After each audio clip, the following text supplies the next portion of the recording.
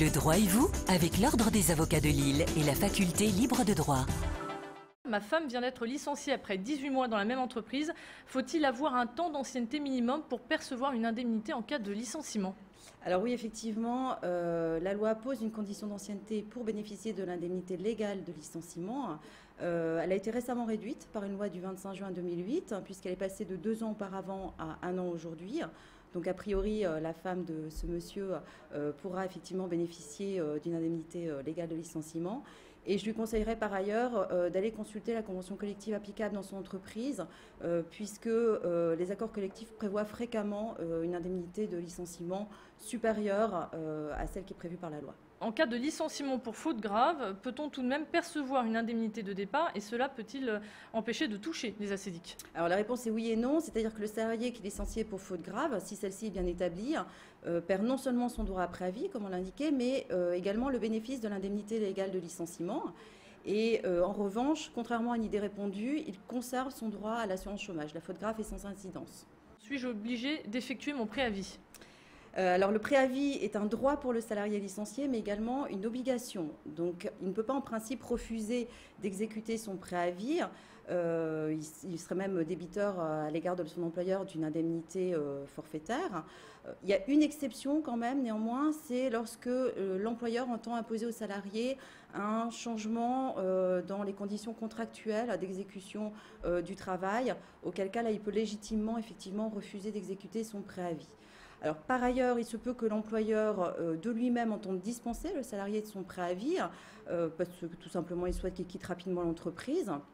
Auquel cas, là, c'est l'employeur qui doit verser au salarié une indemnité compensatrice de préavis dont le montant est égal au salaire que le salarié aurait perçu s'il l'avait effectivement réalisé. Et puis, il est toujours possible de trouver un accord entre le salarié et l'employeur pour que le préavis ne soit pas exécuté, auquel cas aucune indemnité n'est due ni d'un côté ni de l'autre. Alors, avec une précision importante quand même, c'est que le salarié qui est licencié pour faute grave perd son droit à préavis. Je suis en arrêt maladie à la suite d'un accident du travail. Mon employeur vient de me licencier pour faute en raison de quelques appels personnels que j'ai passés avec mon portable professionnel pendant le travail. En a-t-il le droit ?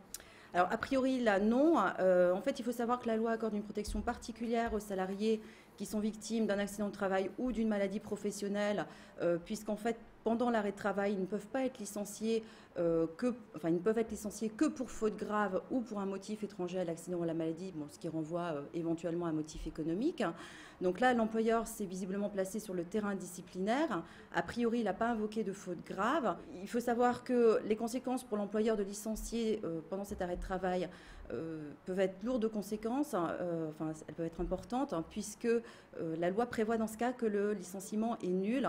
Et il faut bien distinguer la nullité du licenciement sans cause réelle et sérieuse. La nullité du licenciement ouvre droit au profit du salarié à un droit à être réintégré dans l'entreprise. Donc il peut exiger de son employeur de reprendre son travail.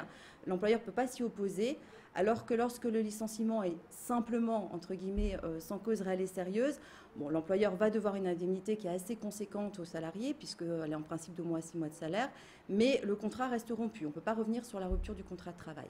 Ma femme vient d'être licenciée après 18 mois dans la même entreprise. Faut-il avoir un temps d'ancienneté minimum pour percevoir une indemnité en cas de licenciement ? Alors oui, effectivement, la loi pose une condition d'ancienneté pour bénéficier de l'indemnité légale de licenciement. Elle a été récemment réduite par une loi du 25 juin 2008, puisqu'elle est passée de 2 ans auparavant à 1 an aujourd'hui. Donc a priori, la femme de ce monsieur pourra effectivement bénéficier d'une indemnité légale de licenciement. Et je lui conseillerais par ailleurs d'aller consulter la convention collective applicable dans son entreprise, puisque les accords collectifs prévoient fréquemment une indemnité de licenciement supérieure à celle qui est prévue par la loi. En cas de licenciement pour faute grave, peut-on tout de même percevoir une indemnité de départ et cela peut-il empêcher de toucher les ACDIC ? Alors la réponse est oui et non, c'est-à-dire que le salarié qui est licencié pour faute grave, si celle-ci est bien établie, perd non seulement son droit à préavis, comme on l'indiquait, mais également le bénéfice de l'indemnité légale de licenciement.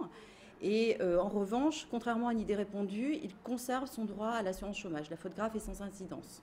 Suis-je obligé d'effectuer mon préavis ? Alors le préavis est un droit pour le salarié licencié, mais également une obligation. Donc il ne peut pas en principe refuser d'exécuter son préavis. il serait même débiteur à l'égard de son employeur d'une indemnité forfaitaire. Il y a une exception quand même, néanmoins, c'est lorsque l'employeur entend imposer aux salariés un changement dans les conditions contractuelles d'exécution du travail, auquel cas là, il peut légitimement effectivement refuser d'exécuter son préavis. Alors, par ailleurs, il se peut que l'employeur de lui-même entende dispenser le salarié de son préavis, parce que tout simplement il souhaite qu'il quitte rapidement l'entreprise. Auquel cas, là, c'est l'employeur qui doit verser au salarié une indemnité compensatrice de préavis dont le montant est égal au salaire que le salarié aurait perçu s'il l'avait effectivement réalisé. Et puis, il est toujours possible de trouver un accord entre le salarié et l'employeur pour que le préavis ne soit pas exécuté, auquel cas aucune indemnité n'est due ni d'un côté ni de l'autre. Alors, avec une précision importante quand même, c'est que le salarié qui est licencié pour faute grave perd son droit à préavis. Je suis en arrêt maladie à la suite d'un accident du travail. Mon employeur vient de me licencier pour faute en raison de quelques appels personnels que j'ai passés avec mon portable professionnel pendant le travail. En a-t-il le droit ? Alors, a priori, là, non. En fait, il faut savoir que la loi accorde une protection particulière aux salariés qui sont victimes d'un accident de travail ou d'une maladie professionnelle, puisqu'en fait, pendant l'arrêt de travail, ils ne peuvent pas être licenciés ils ne peuvent être licenciés que pour faute grave ou pour un motif étranger à l'accident ou à la maladie, ce qui renvoie éventuellement à un motif économique. Donc là, l'employeur s'est visiblement placé sur le terrain disciplinaire. A priori, il n'a pas invoqué de faute grave. Il faut savoir que les conséquences pour l'employeur de licencier pendant cet arrêt de travail peuvent être lourdes de conséquences, elles peuvent être importantes, puisque la loi prévoit dans ce cas que le licenciement est nul. Et il faut bien distinguer la nullité du licenciement sans cause réelle et sérieuse. La nullité du licenciement ouvre droit au profit du salarié à un droit à être réintégré dans l'entreprise. Donc il peut exiger de son employeur de reprendre son travail.